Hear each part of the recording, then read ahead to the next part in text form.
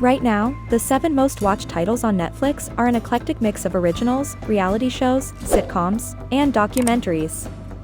You've probably heard of popular series like You and Squid Game, so their ranking on the top 7 list today won't surprise you. But the Netflix Top 10 feature also reliably surfaces trending titles before the hype hits. Keep an eye on today's top 7 most popular shows to watch this month. They're popular for a reason, and whether you're looking for a mind-numbing escape or an educational deep dive, you'll probably find your next favorite binge through this list. We've reviewed today's top 10 so you can choose what to watch on Netflix wisely. At number 7, On My Block. An under-the-radar gem fueled by passionate fan support, On My Block wraps its 4th and final season this month. After starting as a coming-of-age comedy about a group of high school teens living in the fictional Los Angeles neighborhood known as Free Ridge, Season 4 takes a 2-year time jump into the future, after the friends have gone their separate ways.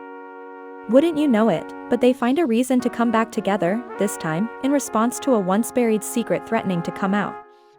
While Season 4 marks the end of On My Block, Netflix has already ordered a spin-off series from creators Lauren Yingerich, Eddie Gonzalez, Jeremy Haft, Jamie Yashiro, and Jamie Dooner, all of whom worked on the original series. So if you've been waiting to catch up until it's all over, now you can catch up knowing that an ending is coming, and the same folks who made your latest favorite show are already hard at work on their next project.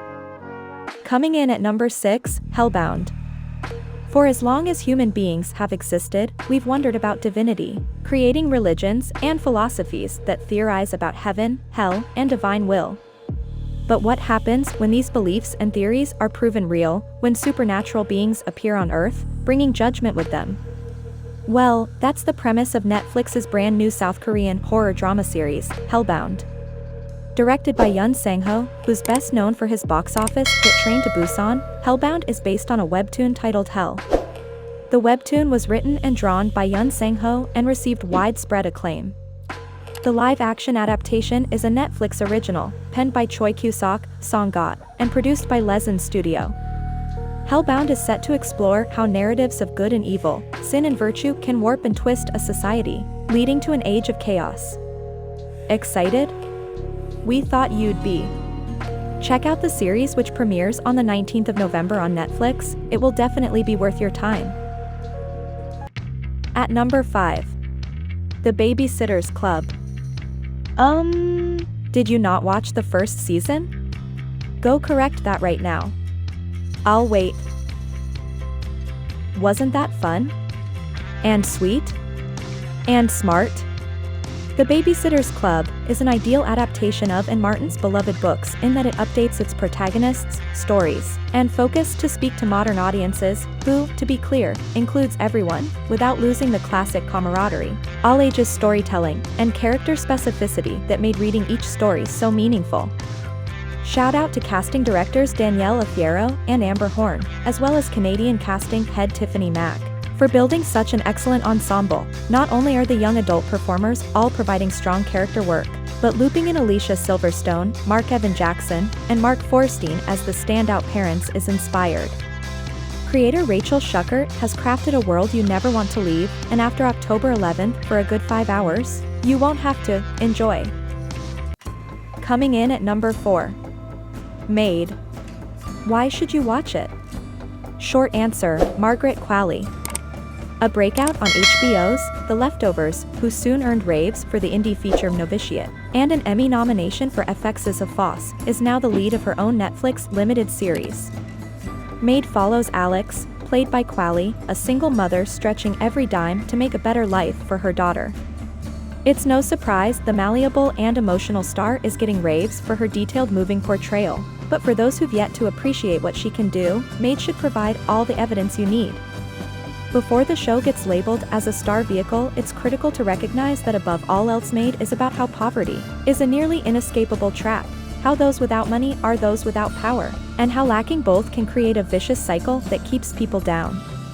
Based on Stephanie Land's memoir of the same name, Maid offers a window into a daily life that's all too common in the United States. Through Qualley's performance and more, hopefully the series can create empathy for so many overworked and underpaid individuals who need help. Check out all the episodes, which are available on Netflix. making part of the top 3. Locke and Key Season 2. There are 2 types of TV shows, those that pace out their story and aim for a multi-season plan, and those that leave it all on the table. And in Season 2 of Netflix's dark fantasy hit, Locke and Key, the show leaves it all on the table, going for broke with a wild season that takes big swings that might make you think it was 2 and done, if the show hadn't already been picked up for a 3rd season. Locke and Key, based on the graphic novels by Joe Hill and Gabriel Rodriguez, follows the Locke family, who lives in a house called Key House, which is filled with magical keys. There's an evil entity named Dodge who wants those keys and will stop at nothing to get them. In Season 1, and this is the short version, Dodge managed to trick the Lockes into opening a portal called the Black Door, basically the only thing holding back a dimension full of demons. They beat Dodge, and everyone lived happily ever after. Sort of. When Season 2 picks up, the Lockes, Tyler, Kinsey, and Bode, are living their best lives, having fun with the magical keys and generally being kids for the first time since their father died. Unbeknownst to them, though, they actually threw their gym teacher Ellie through the Black Door at the end of Season 1, in the form of Dodge. Meanwhile, Dodge is roaming free in the form of Gabe, who has teamed up with another demon who infected the Locke's frenemy Eden. Check out this awesome series on Netflix. In the runner-up spot. Coming in at number 2. You. In need of a serial killer show this Halloween? Look no further than Sarah Gamble's diabolically dark thriller, You. An anti-hero tale with an extra emphasis on the anti. You follows Joe Goldberg through a number of love stories that see the one-time bookstore owner fall for a woman, assign her a role he needs filled, and then snap when her actual personhood breaks from his preconceived expectations. Addictive in its pacing and twists, while brilliant in its deconstruction of dominant perspectives, You is a compelling treat tailor-made for TV's spookiest time of year.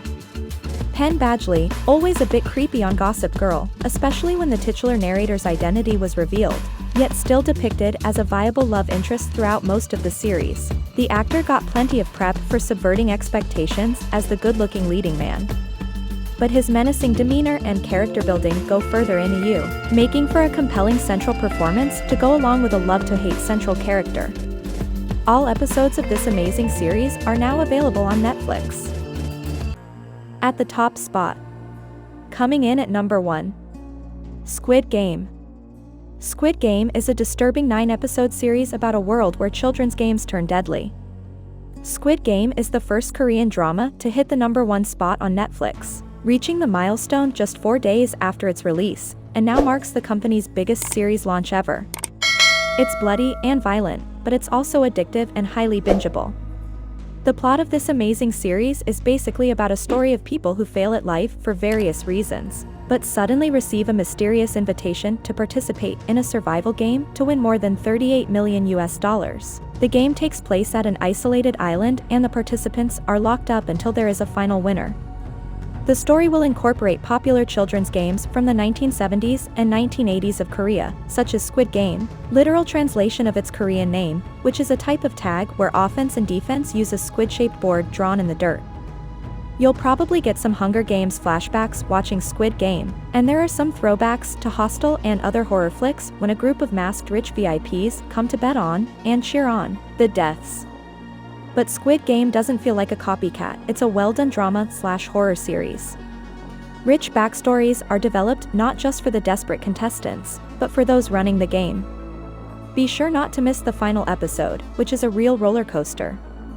Season 1 is currently available on Netflix, with Season 2 being scheduled for next year. Thanks for watching. Give this video a thumbs up.